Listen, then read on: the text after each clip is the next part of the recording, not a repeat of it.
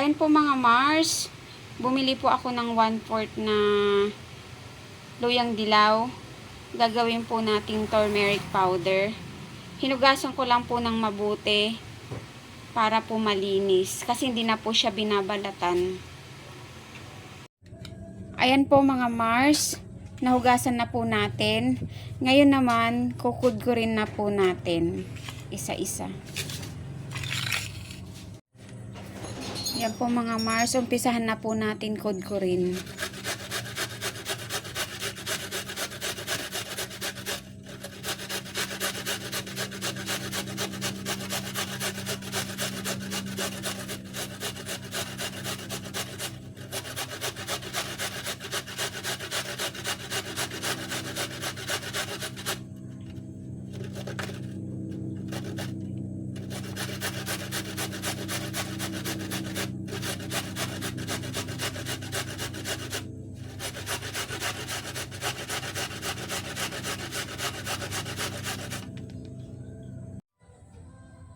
Ayan po mga Mars, nagadgad na po natin.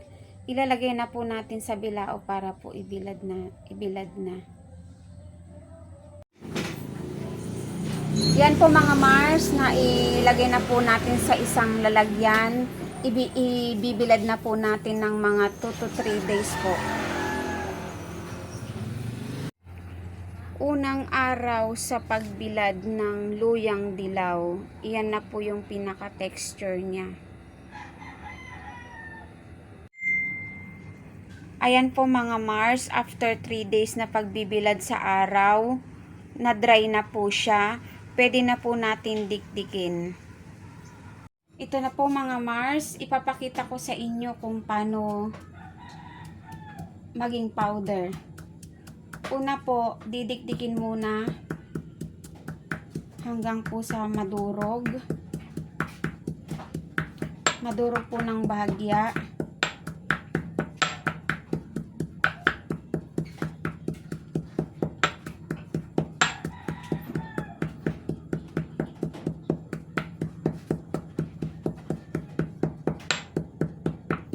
Ayan po, may kapag nadurog na po ng bagya, iikot-ikutin lang po ang pestle hanggang po sa tuluyan ng maging powder.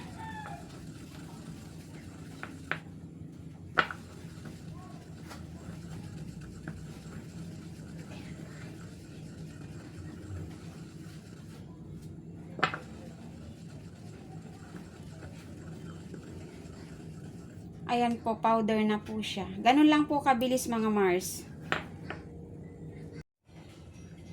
Ito na po mga Mars, ang ating finished product. Powder na po. Yun lang po mga Mars. God bless po. Thank you for watching.